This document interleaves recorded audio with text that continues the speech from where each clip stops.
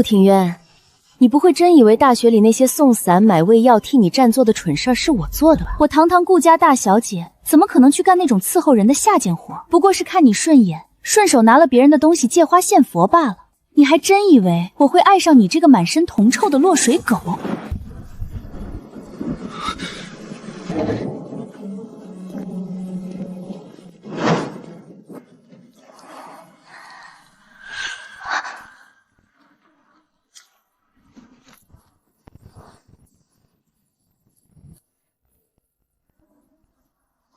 没有看到吗？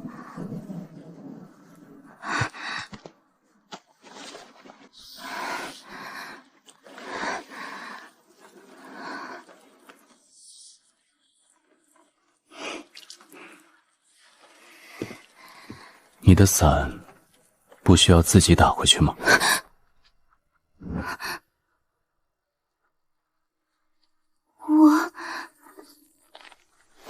这不是我的，我只是路过。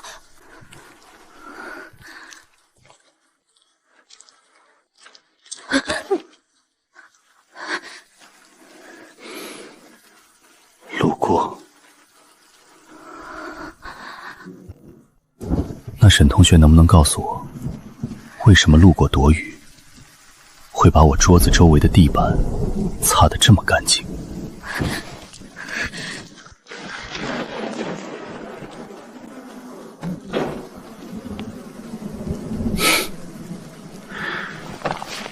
沈清微，这一世我会亲手一点一点剥掉你所有的伪装。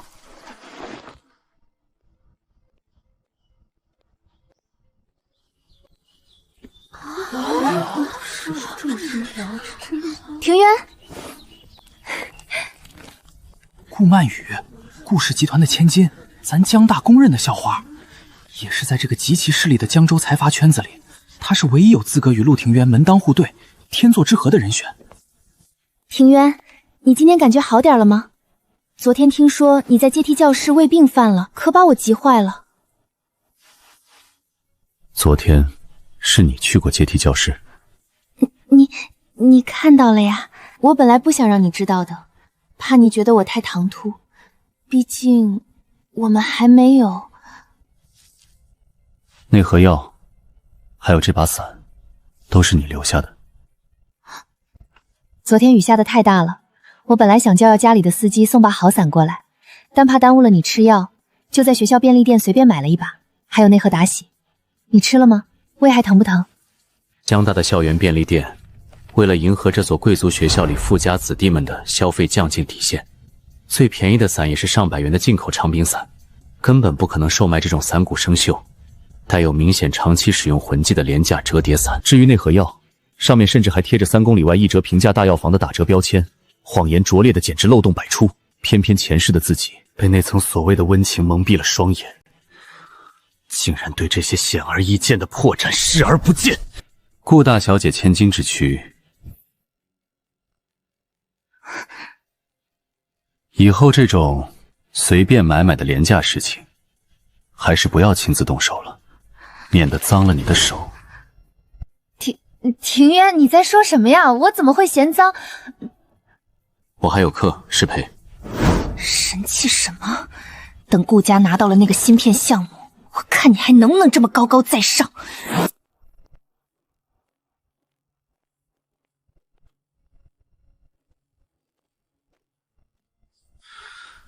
帮我查一个人。少爷。金融系大3，沈清微，我要他从出生到现在所有的详细资料，他的家庭背景、人际关系，包括他每天在哪里打工、每天吃什么，甚至一笔几十块钱的开销，全部给我查得清清楚楚。明白，陆少，给我3天时间，我会把最详细的。太久了，我今晚就要看到全部报告，还有立刻派安线盯死他。如果有人敢动他一根头发，直接处理掉，不用向我汇报。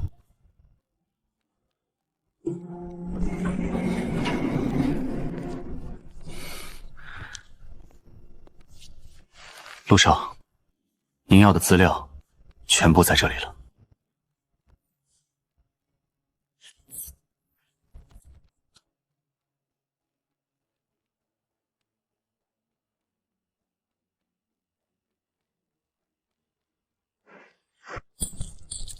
陆少，沈小姐是以全省理科状元的绝对高分被江公破格特招进来的。按照校方的规定，她每年有3万块的最高级别国家奖学金，加上特困补助，其实足以维持一个大学生的正常开销。但是，他那个赌徒舅舅每个月发补助的日子，都会带着社会上的人来学校赌的。只要他手里有现金，就会被全部抢走。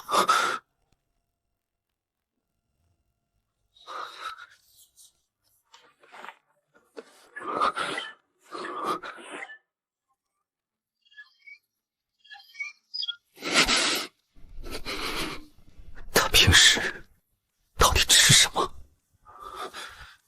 调查的人去食堂后勤问过打饭的阿姨，沈小姐每天中午只买2个5毛钱的白面馒头，就着食堂免费提供的紫菜蛋花汤吃。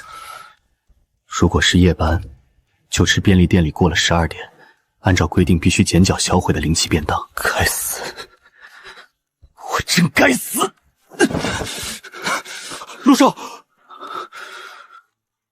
我没事。他现在在哪儿？晚上11点45分。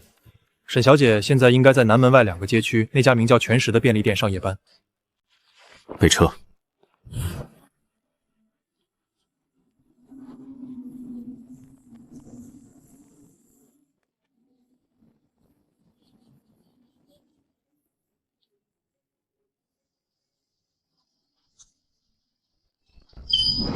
欢迎光临。喂，四眼妹，拿2包华子。您好，一共100元。100块？哥哥买烟从来不给钱，怎么不认识哥哥了？你那个赌鬼舅舅，昨天可还在我们厂子里输了5000块。父债子偿，舅舅的债，外甥女也能尝一尝吧？放开我！我没有钱，他的债和我没有任何关系，你放开我！没关系，那可由不得你。老子今天就在这儿先收点利息。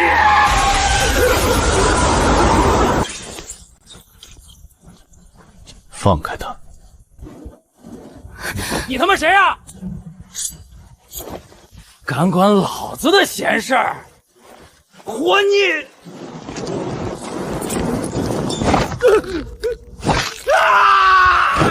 好，敢动强哥！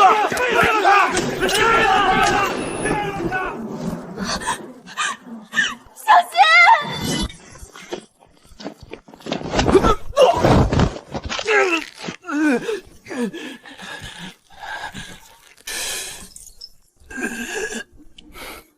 陆少，怎么处理？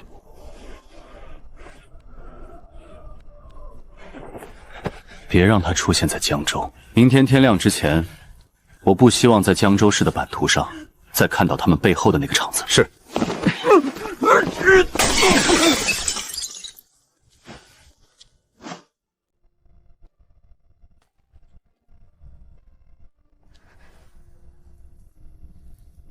别怕。陆同学，店长那边凌霄会去处理，这个月你应得的工资他会3倍结算给你。现在跟我走。去哪里？医院。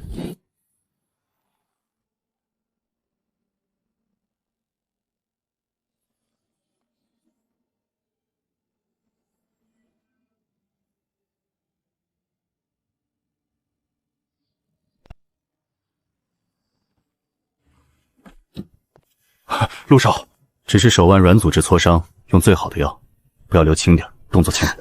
陆同学，真的不用了，一点小伤我已经不疼了。听话，或者你希望我当着医生的面抱你上去？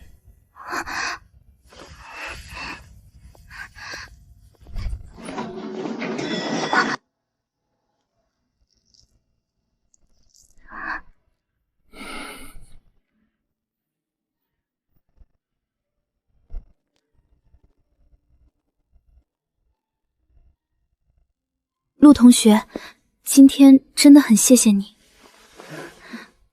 医药费是多少？我可能现在给不起，但我可以给你打欠条，我会慢慢还的，按银行的利息算也可以。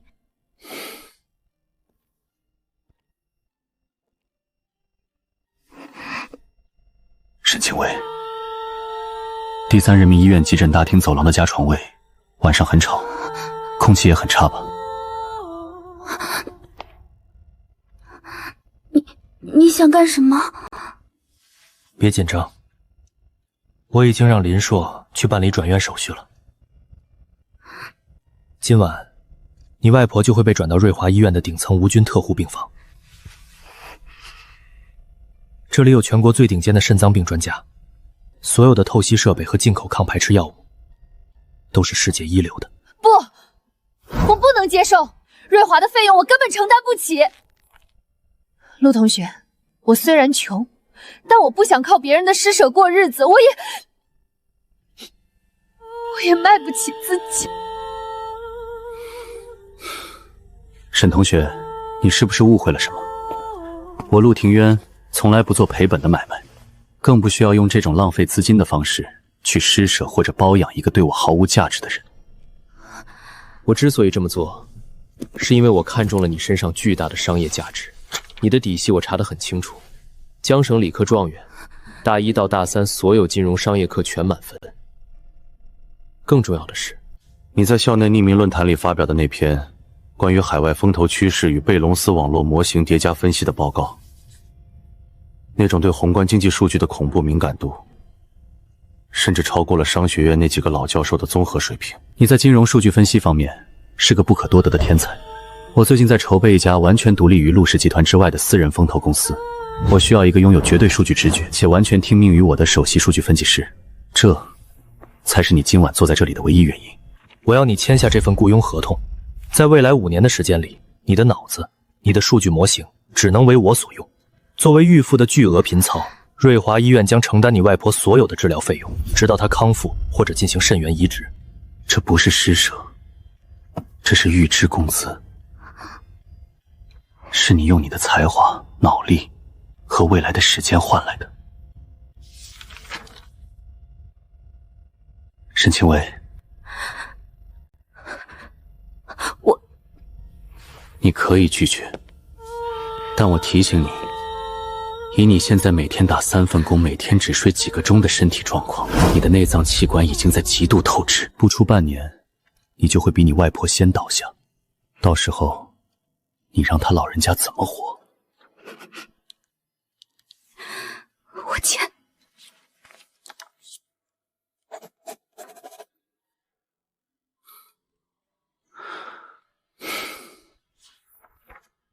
很好，从明天开始，辞掉你外面那些廉价的兼职。你现在是我的人了。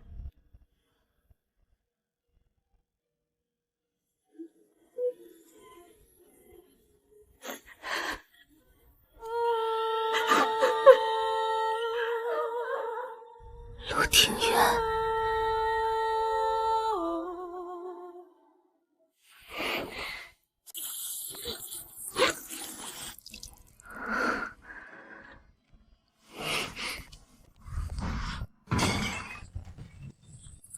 都是一群废物！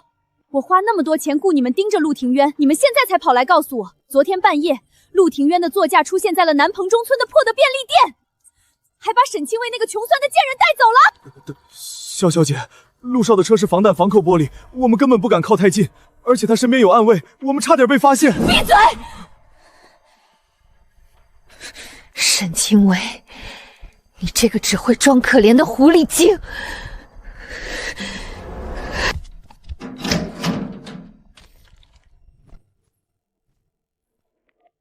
喂，是沈建国吗？我是谁你不用管，这里有10万块钱，我要你今天早上去江大商学院的广场上，给你的好外甥女准备一份大礼。我要你当着全校师生的面撕烂沈清微那张脸，让所有人都知道她为了钱是个什么样的烂货。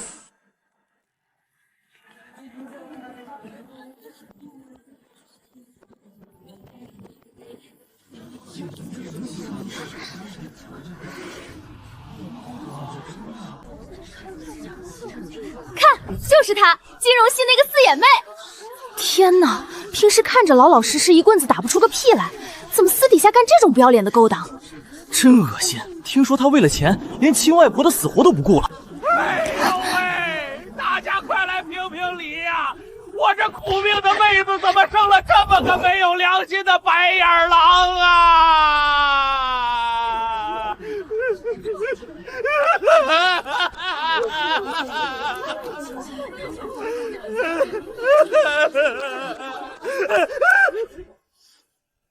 青薇啊，你终于肯露面了！你昨天晚上上了哪辆豪车？你知不知道你外婆在医院里连透析的钱都交不上了，快被赶出来了！你宁愿拿着干爹给的钱去买包包，也不肯拿出1分钱救你外婆啊！这是真的，她真被人包养了。江大怎么会有这种人？平时装清高，原来是这种人。你胡说八道什么？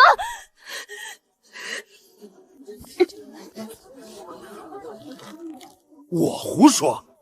有人昨晚亲眼看见你上了一辆黑色的迈巴赫。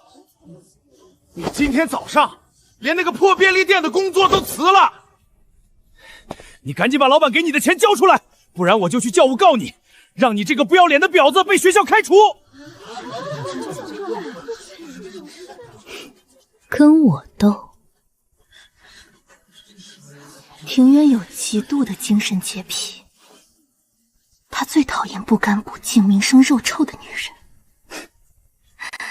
过了今天，我看你还有什么脸面待在江大？沈建国，你闹够了没有？外婆这些年的医药费哪一笔不是我打工赚来的？你拿着高利贷的钱去赌博，输光了就来抢我的饭钱，甚至还要拔外婆的氧气管，你到底是不是人？你要钱是吗？好啊，我们现在就报警，让警察查查你身上到底背了多少赌债。小贱人，还敢顶嘴！老子今天打死你！哎呀，哎呦，我的腰！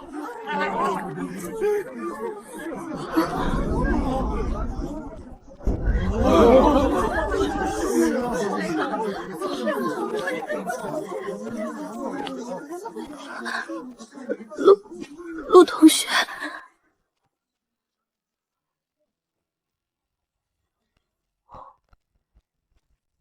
那个永远高高在上、对任何女生都不假辞力的陆家太子爷，竟然为了这个臭名昭著的穷酸女出头。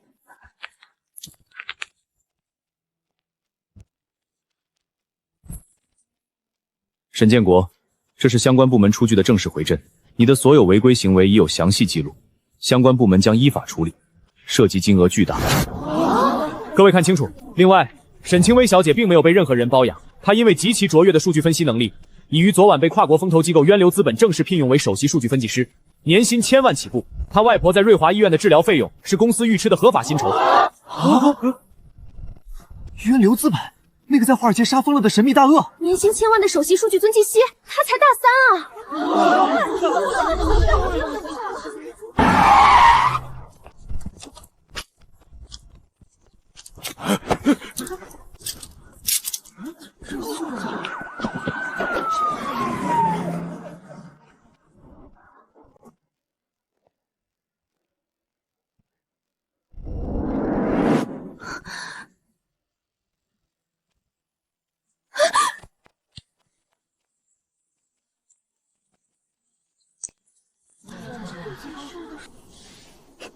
哭什么？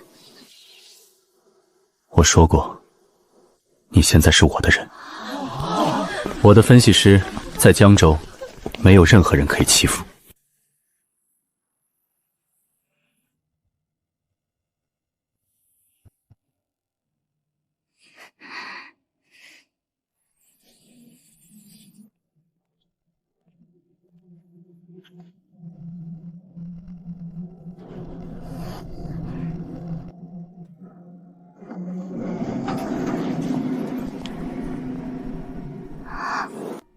这里是……原来昨晚的合同不是陆庭渊为了帮我解围而临时编造的借口吗？这个只存在于财经新闻顶层板块里的神秘机构，竟然真的存在，并且就矗立在江州的金融心脏。我的私人领地。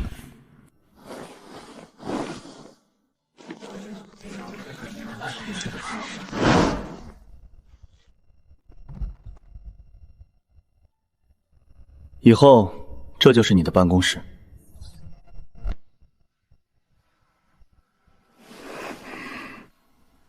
陆同学，你为什么要对我这么好？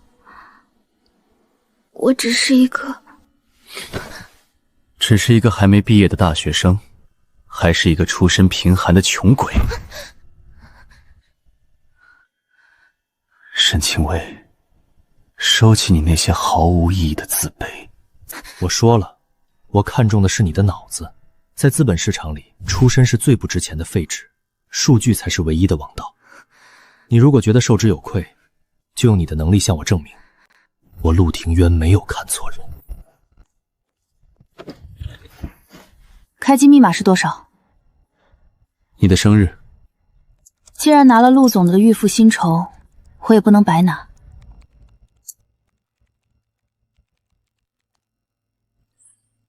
陆总，我昨晚利用你的构教，连夜导入了最近江州市几个大型项目的公开数据进行交叉比对，发现了一个致命的漏洞。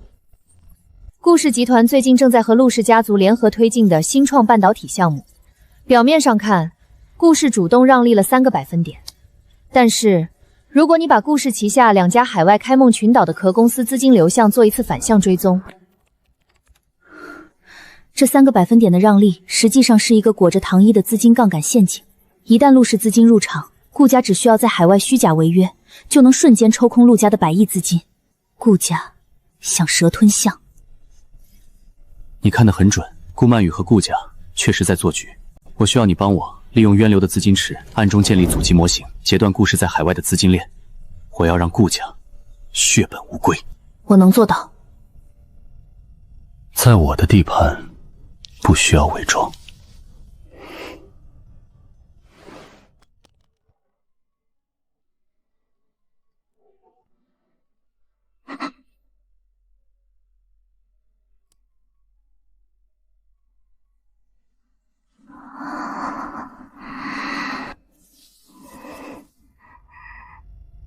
别戴了，你的眼睛很美。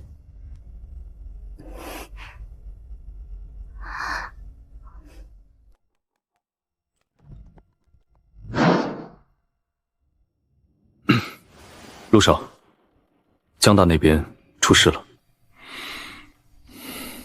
说，顾曼雨刚才带着人去了教务处。实名举报沈小姐在过去2年的国家最高奖学金评定中涉嫌核心数据造假和论文抄袭。数据造假，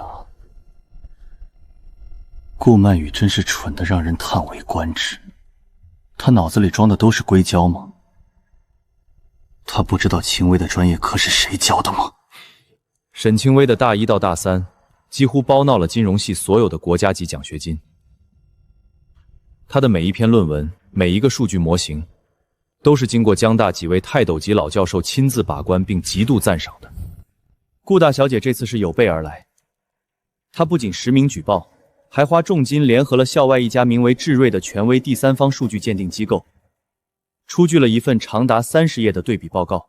报告指控沈小姐去年获得国家1等奖学金的那篇宏观风投趋势预测，核心数据和底层算法完全照搬了华尔街某机构的内部未公告资料。现在教务处院长办公室已经炸锅了，校内论坛也全在同步发帖，水军带节奏，上面要求学校立刻取消沈小姐的学籍，并在全网通报。抄袭？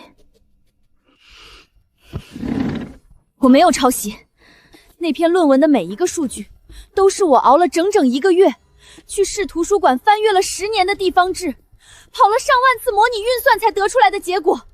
那家什么智瑞机构绝对有问题。我相信你。既然顾曼雨搭好了戏台，甚至连看客都花钱请好了，那我们作为主角，怎么能缺席？备车，回江大。是。别带了，去战斗就要有战斗的姿态。青薇，让那些瞎了眼的人看清楚，他们一直踩在脚底的，到底是怎样一颗蒙尘的明珠。好。王院长，李教授，我知道沈清微同学家境贫寒，平日里还要靠打零工赚取生活费。学校出于同情，在奖学金评定上一直对他有所倾斜。但是学术是严谨的，是我们江大百年立校的根本，绝不容许任何弄虚作假。这份报告已经明确指出，沈清微去年的获奖论文核心算法完全照搬了华尔街某机构的内部未公开模型。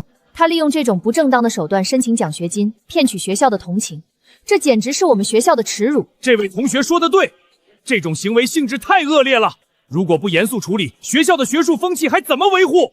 不仅要追回他过去3年所有的奖学金，还必须立刻开除所籍，全校通报，以儆校友。胡闹！清微那篇论文的模型推演，我全程都在跟，那是他自己一行一行代码敲出来的，好几次推演甚至启发了我。这什么狗屁鉴定机构的报告，我看简直是一派胡言。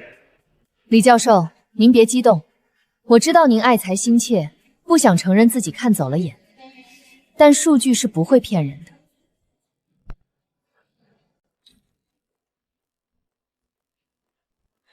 数据确实不会骗人，但做伪证的人会。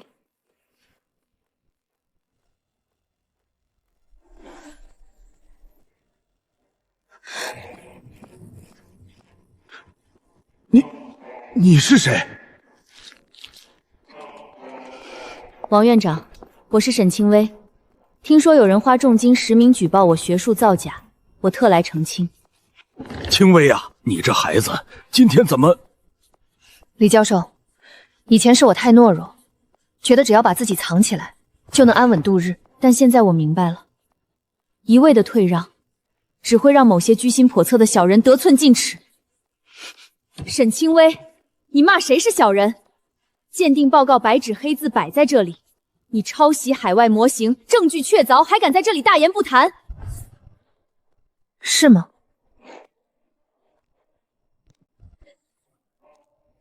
顾曼宇，你口口声声说我抄袭华尔街的未公开模型，那么请你睁大你那双只知道看高定名牌的眼睛看清楚，这个模型的核心逻辑是动态贝壳里网络在非平稳金融时间序列中的应用。我采用的底层算法权重是基于江州市近10年区域性季风气候对本地农业及物流经济影响的公开数据做出的极其精准的本土化修正。请问，华尔街的顶级风投机构是吃饱了撑的，要拿中国江州市10年的天气预报数据去建立他们的核心机密模型吗？对呀，这个参数明显是带着强烈的地域特征的。这就是原创模型最核心的证据，完全不可能照搬海外。你现场改几个参数算什么本事？智瑞机构可是业内权威，他们的报告绝不可能出错。权威？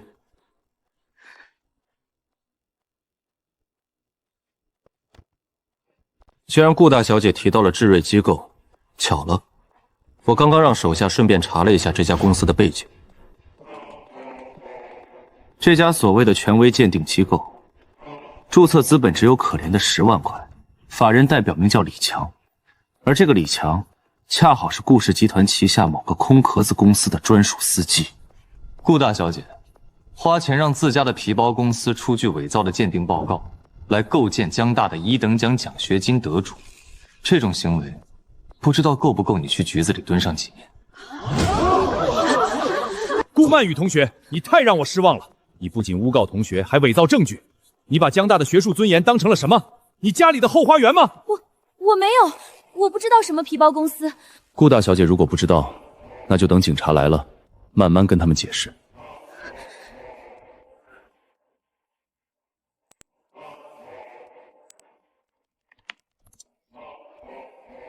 除此之外，顾曼宇，既然你这么看重学术严谨，那不如向各位教授解释一下，你这篇关于次贷危机后的衍生品风险控制的论文，为什么在国内的查系统中查不出来？因为它与3年前英国某大学一篇未公开发表的博士毕业论文，不仅模型一模一样，甚至连第3页第2段的标点符号排版错误，你都翻译的毫厘不差。血口喷人！你这是侵入他人电脑窃取资料！窃取资料，那篇博士论文的作者回国后，因为投资失败，把这篇论文的核心版权低价卖给了一个开源的数据库，我花了1美元就合法下载了。顾漫宇，你不仅是个抄袭者，你连抄袭的品味都很廉价。王院长，事情已经很清楚了。源流资本原本打算向江大商学院捐赠5000万的实验建设基金，但前提是江大的学术环境必须是绝对干净的。对于顾漫宇这种学术造假、恶意构陷的害群之马，不知道校方打算怎么处理。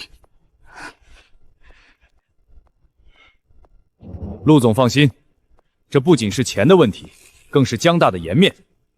沈清微同学是受委屈了，对于顾漫宇这种性质极其恶劣的行为，江大绝不姑息，立刻取消顾漫宇的保研资格，上报学校纪检委，给予开除学籍处分，并在全校官网通报批评。开除学籍？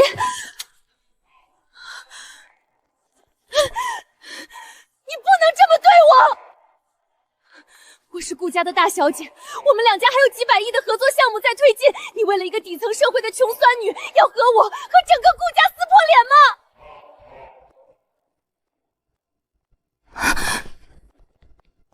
顾大小姐，别太高看自己，也别太高看顾家。至于合作，你很快就会知道。顾家不仅会失去我这个你们自作多情的未婚夫人选，还会失去在江州立足的所有资本。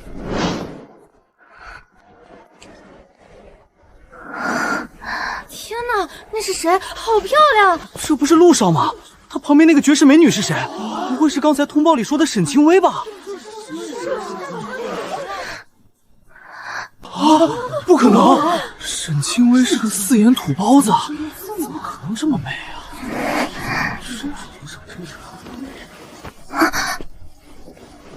别低头。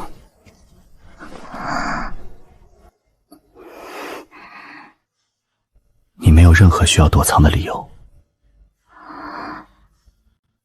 他们看你，是因为你足够耀眼。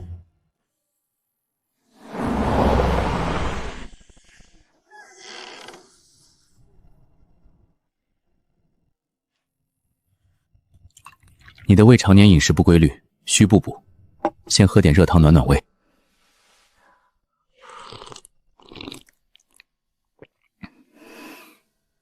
陆总，现在不是工作时间，我不希望从你嘴里听到那么生分的称谓。陆庭渊，想问什么？你为什么要帮我做到这个地步？你说你看中我的数据分析能力，这可以解释你给我预付薪酬。可是今天在学校，你为了我不惜直接和顾家撕破脸，这不符合一个商人的利益最大化原则。清微，如果我说我所做的一切不是为了利益，只是为了你呢？在那个下着暴雨的阶梯教室里，所有人都走了，没有人关心一个犯了胃病在角落里昏睡的人，只有你把几天的饭钱换成了一把伞和一盒胃药，悄悄放在了我的桌兜里。别人看来那只是一件微不足道的小事，但在我眼里，那是深渊里唯一的一束光。沈清微，在这个名利场里，所有靠近我的人都带着目的，只有你是在我不设防最狼狈的时候毫无所求地给过我温暖的人。所以为你撕破脸又怎样？就算是为了你掀翻整个江州市的资本盘，我也在所不惜。我明白了，陆庭瑶，既然你把后背交给了我，那么顾家的新创项目，我一定会帮你把它砸得粉碎。你的帝国，我来帮你守。蠢货！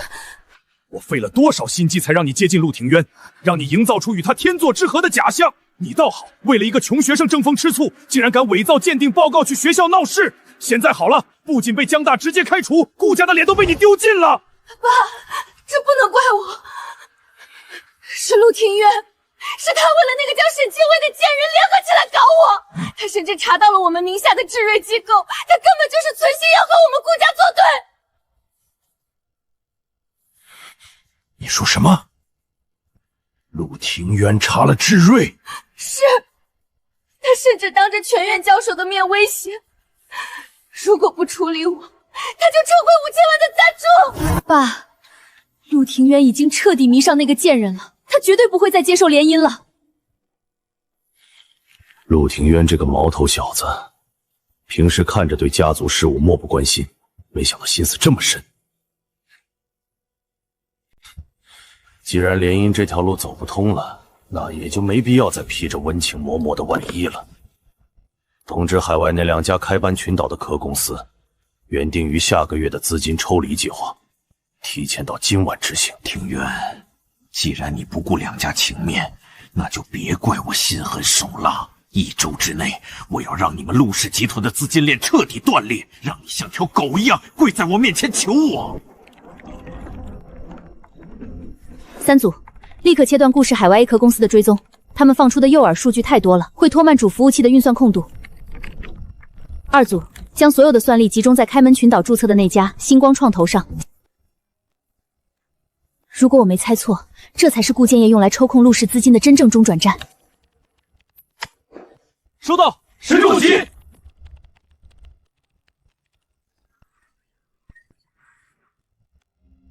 在过去的48小时里，沈清微用极其恐怖的数据直觉，精准预判了顾氏集团的每一次资金试探。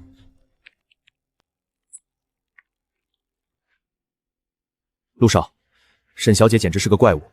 她不仅找出了顾家做局的全部路径，甚至还顺藤摸瓜，反向锁定了顾氏集团在国内的3条灰色资金链。这要是放出去，顾家明天就得被证监会查封。查封太便宜他们了。顾建业想要一口吞下陆家，那我就让他尝尝什么叫贪心不足蛇吞象。庭渊，顾建业沉不住气了。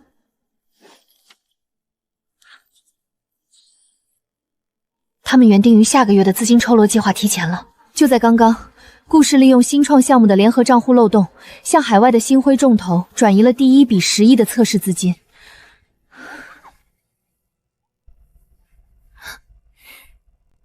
累不累？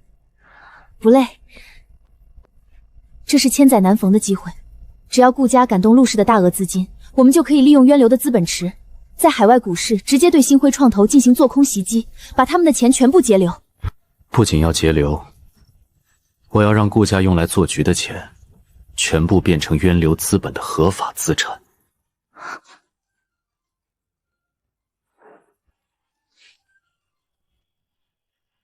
陆廷琛，你这个逆子，你到底在外面干了什么好事？不诚意，冻结联合账户，我们陆家整整150亿的流动资金被卡死在里面了，公司股票10分钟内暴跌了10个点。顾金也说了，这一切都是因为你在学校里为了一个不三不四的野丫头欺负了曼雨，我命令你现在立刻马上滚回老宅，明天一早带着那个惹祸的女人去顾家登门下跪道歉，否则你就给我滚出陆家，交出继承权。让我去顾家道歉，爷爷您是不是老糊涂了？你说什么？那150亿是被顾家设局套进去的，就算我今天去给顾建业磕头，他也不会吐出1分钱。既然陆家那些尸位俗良的废物连别人做局都看不出来，那这破败的陆家不要也罢。陆庭渊，你敢！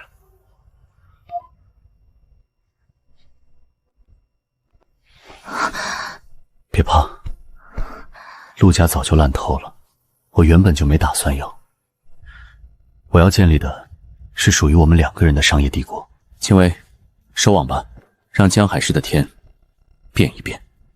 全体注意，渊流资本最高级别指令，代号破晓，全面启动。目标：顾氏集团海外资金链。我要在4个小时内让他们彻底爆仓。顾董，陆氏集团的股价开盘就直接封死了跌停板。陆家那个老不死的，刚才在紧急董事会上气得突发心梗，已经被救护车拉进瑞华医院了。陆家现在群龙无首，乱成了一锅揉。不自量力。陆庭渊那个黄毛小子，真以为自己长了几根硬骨头就能跟我斗？为了一个底层的穷女人，葬送了整个陆家100年的基业，简直愚蠢至极。爸，等陆家彻底破产清算，我要陆庭渊像条狗一样跪在我的面前求我。还有那个沈清微，我要把他卖到东南亚最下贱的红灯娼去。放心吧，女儿，陆家现在就是案板上的死肉。等海外的星辉创投把那套出来的150亿洗白，安全转移到我们的瑞士私人账户，整个江州市就是我们顾家说了算了。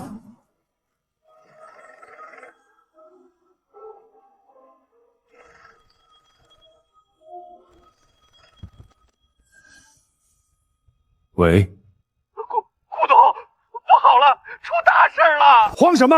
天塌下来有我顶着。天真的塌了，有一股极其庞大的神秘游资，为了游资，突然在纳斯达克对我们星光创投的几个科公司发起了极其凶猛的做空巨击。什么？我们手里有从陆家抽出来的150亿做底仓，直接砸钱护盘，那点游资能掀起什么风浪？不是一点游资，顾董，对方的资金量大的可怖，起码有100亿美金的活水，而且对方的数据分析极其精准，极其可怕。他们简直像是在我们的主板上装了监控，每一次砸盘都分毫不差地踩在我们资金流转的薄弱节点上。他们不仅封死了我们所有的出逃路线，还在利用100倍杠杆疯狂吸纳我们的筹码。你说什么？100亿美金？顾董，顶不住了，对方发起全面清算了，我们爆仓了，账户里的钱，那150亿全被卷走了，1分钱都没剩啊，顾董。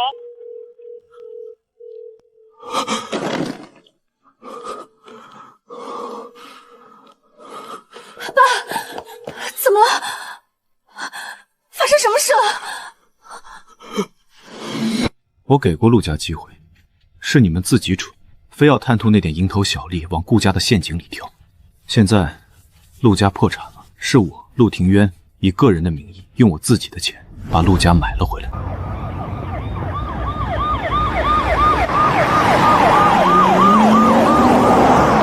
原来，就在渊流资本在海外市场大杀四方的时候，沈清微早就将顾氏集团在国内偷税漏税、做2套假账，甚至非法集资的铁证，打包成了一个极其详尽的加密文件，匿名发送给了江州市最高反腐部门和公安厅。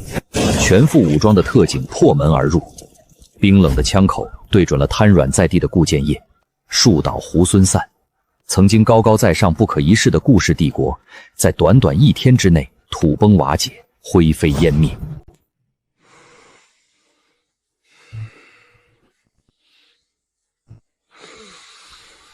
陆庭渊那个逆子的，让他滚过来见我！你这个畜生，你知不知道你干了什么？陆家的150亿全没了，陆氏集团的股票跌成了废纸，你竟然还有心情带着这个祸水女人在这里闲逛！我打死你这个败家子！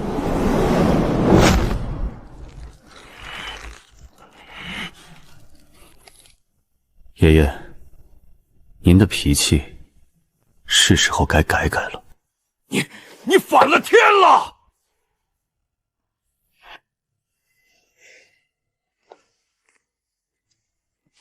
老董事长，请您过目。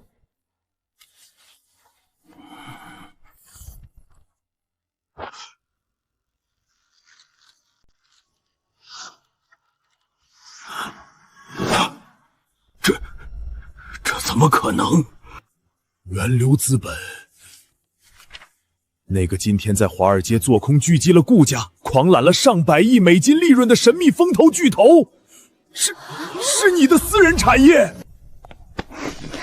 从今天起，陆氏集团正式摘牌，并入源流资本。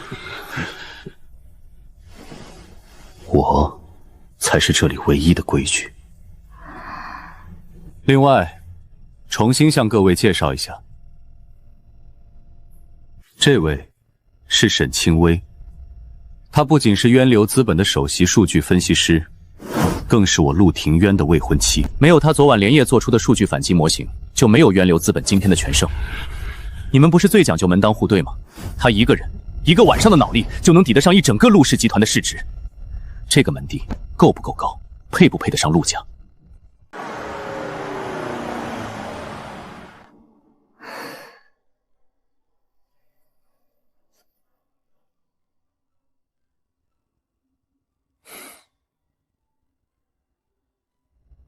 刚才在走廊上，未婚妻的事，我没有提前征求你的同意。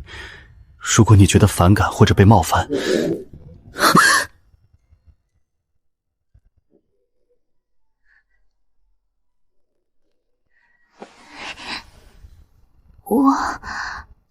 我从昨天中午开始就没吃过东西。老陈，去夜市。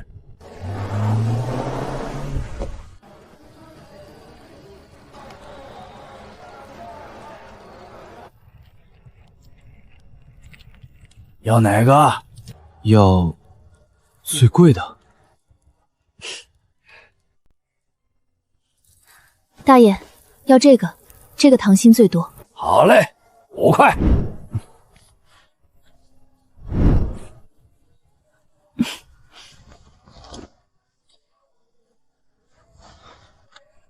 陆总，这顿算我请。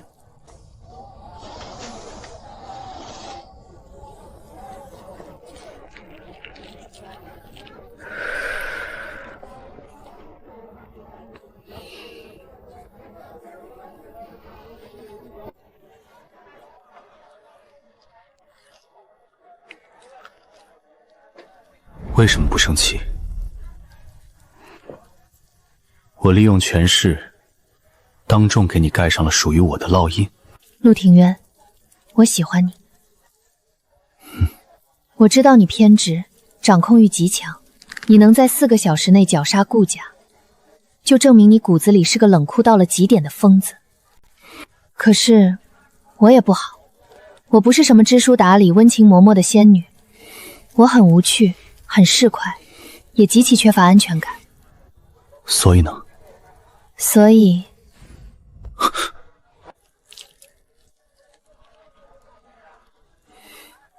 所以我们扯平啦。你这个偏执狂刚好配我这个市侩的小气鬼。至于未婚妻的头衔，看在你今天帮我出了口恶气的份上，我暂时接单了。但实习期3个月，如果你的掌控欲让我觉得不舒服，我随时毁约哟。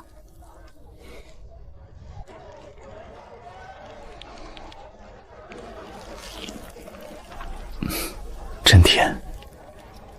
好，实习期，请沈首席多多指教。